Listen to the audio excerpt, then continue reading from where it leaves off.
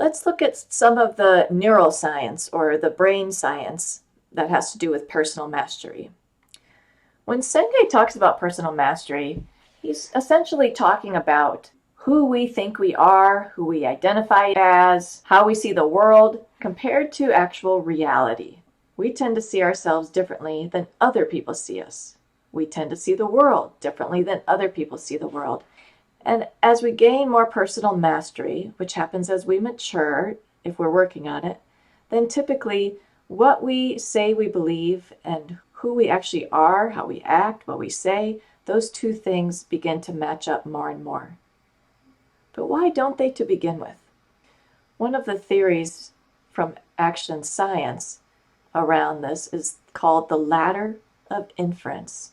And it has to do with the assumptions and biases that our brain makes very quickly on a daily basis. When you look at the bottom of the ladder of inference, there are simply experiences that we have. Reality, data, and experience. So I see my boss, and he has a look that is kind of a furrowed eyebrow look, and his mouth is pursed. The next level of the data is I select data from what I observe. Well, already what I observed was not objective. I was commenting on his furrowed eyebrows and his mouth and nothing else about his appearance. So already I pre-selected certain data that I paid attention to. The next level is I add meanings. Well, when I was a child, if my dad had a furrowed eyebrow and a pursed mouth, it meant that he was not happy with me on very many occasions. So the next level is I'm making an assumption that my boss is not happy with me. Then I draw conclusions. He's not happy with me because I did not turn in those lesson plans on time, and he realizes it. And then all the way up to adopting beliefs about the world. I have entire beliefs about the world, maybe about men or about male bosses and how they act. And then my actions end up reflecting these beliefs. I might end up acting intimidated or without confidence because of this belief that now is spread out across male bosses. And what's interesting about the ladder of inference is how quickly it happens. We take one look at someone and we've ascended the ladder of inference in no time. I mean, I actually have no idea why my boss had furrowed eyebrows and pursed lips. And it likely had nothing to do with me at all. Well, there are some reasons for this, and there are some results of it. We all have blind spots. We have literal blind spots, and we have metaphoric blind spots. Try this exercise. Cover your right eye, and with your left eye, stare at the cross. You might have to move forward a little bit toward your computer or move back, but at some point you'll notice that the black dot completely disappears. Well, there are some scientific reasons for that. The point is that we think that what we see and how we interpret what we see is reality, and it is not. Our brain and our emotions are always playing tricks on us, and we do not really see reality. It takes other people to help us see reality. One of the results of this is that we say we believe in a certain thing or we act a certain way, but we really end up with theories in use that are very different.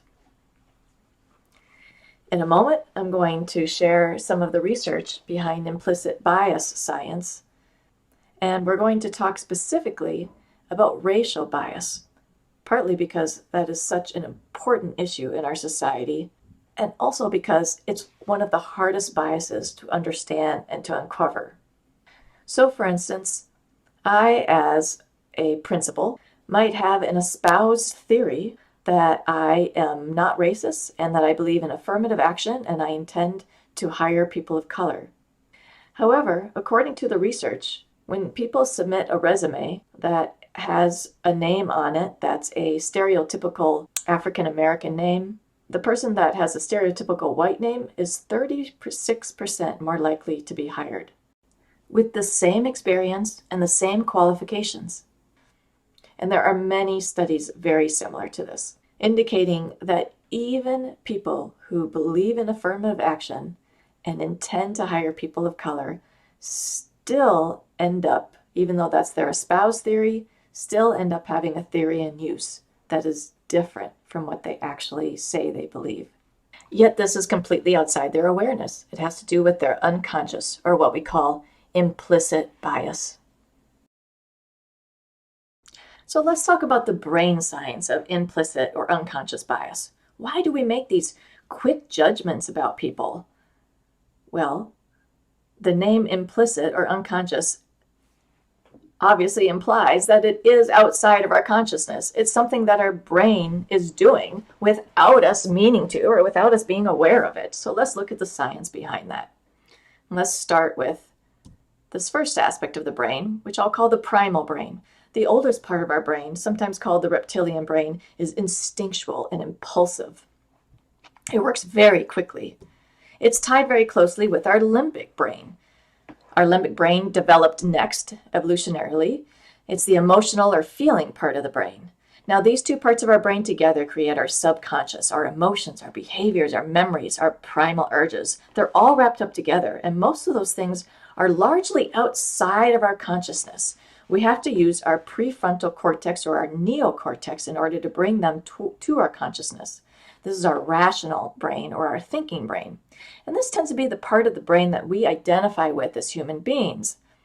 We forget that there's all these other parts of our brain that are going on inside of our subconscious.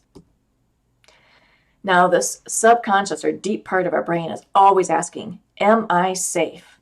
And part of that question is, what's different? Because if it's not predictable, then it could be really dangerous. Now, our brain is doing us a big favor, so it thinks, by constantly scanning for safety.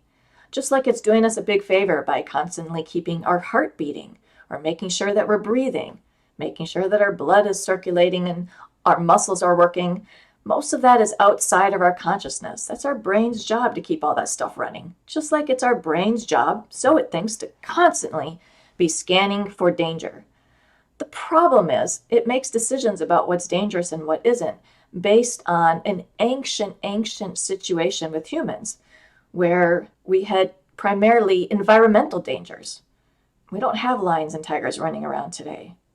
Some people call it the fast brain and the slow brain. The fast part of our brain is that really impulsive part, making fast decisions, scanning for danger. It makes mistakes constantly. The slow part of our brain is more rational and more reliable. If I'm walking along and I see a snake, oh my goodness, I'm going to jump out of the way as fast as possible. And then a moment later, my neocortex comes online, analyzes the situation, and says, oh, that was merely a stick.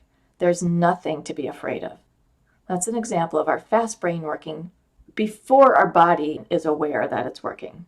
So the second part that I want to talk about is the shortcut brain. Our brain uses 20% of our energy. It needs to make shortcuts. It needs to be as efficient as possible. So it lays down neural tracks. And as those neural tracks fire together, they wire together, so the saying goes.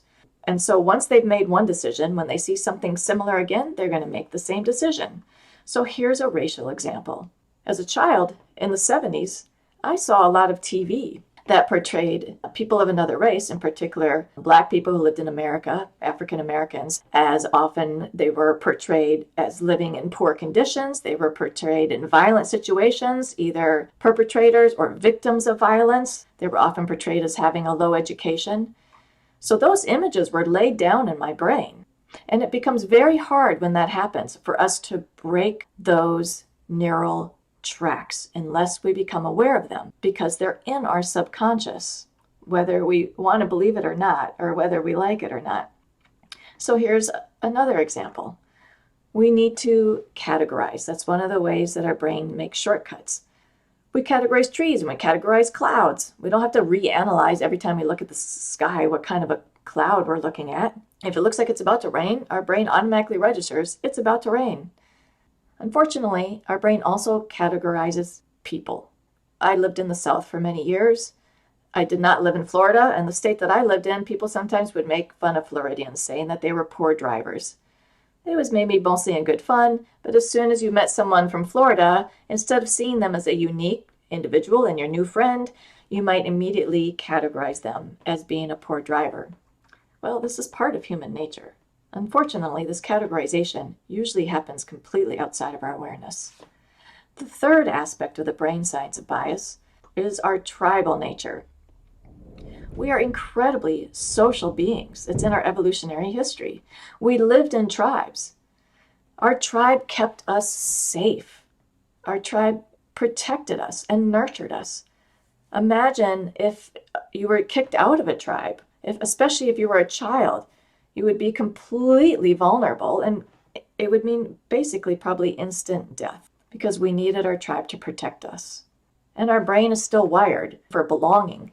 I know I had some experiences in middle school where I didn't belong and how incredibly scary that was. My brain was saying, fear, fear, danger, danger. You have to belong, you have to belong. Now, belonging to a tribe, there's nothing wrong with that. We all belong to tribes, so to speak, today in one way or another. The problem is that when you belong to a tribe, that also means there's people who don't belong. There are outgroups. And our brain thinks that people who don't belong to our tribe are dangerous. Now, there's a lot of studies on this. It's very upsetting to think about. I'll give you a summary of one particular study. So in this particular study, all the research participants were white people. They were brought into a blank room that just had a screen on it. They would watch someone drink a glass of water, someone who was a white person. They had an EEG machine hooked up to their brain so that the scientists doing the research could see their brain waves, could see the paths that were firing.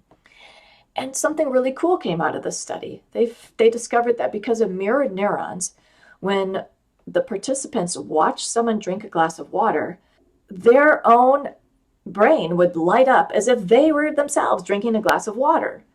This is an aspect of empathy. We see someone and we doing something, and it's as if we're doing it ourselves. What was disturbing and surprising about the study is that some of the participants watched white people drink a glass of water. Other participants watched someone of color drink a glass of water. And the same thing did not happen. Those same mirror neurons were not firing as strongly. In fact, in some cases, it was as if the person was really just watching a blank screen. Nothing was really happening at all. This seems to be a disturbing indicator that our brains do not empathize as naturally with people who look differently than we do. Now, I don't want to depress you too much because we can change our brains. Our brains are plastic. So we have this hardware, so to speak, this brain that we were given that evolved over many centuries.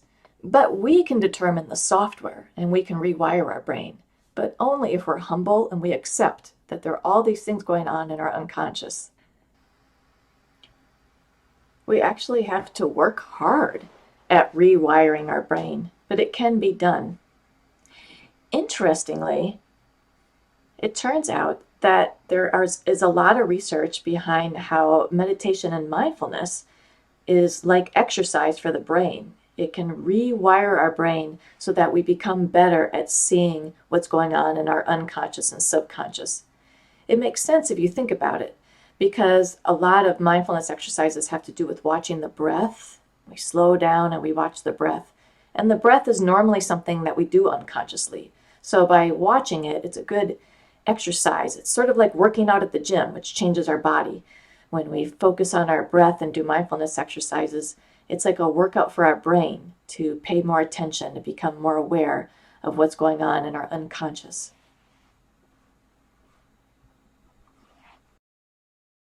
I'm going to end this talk by using the metaphor of a dance to better understand personal mastery and what it has to do with systems thinking, which is where we are eventually headed with this course. When we're on the dance floor, if you've ever contra danced or barn danced or something like that, we get caught up in the dance. We can compare that to the system. There we are spinning around. But our goal is to be able to go to the balcony where we can step aside and see the entire system. Look out and understand what is happening from a perspective that we did not have before. And eventually we want to gain a larger and larger perspective. Next week, we'll talk about mental models, and that'll be about being able to understand the perspective of others and being able to develop our perspective throughout our life.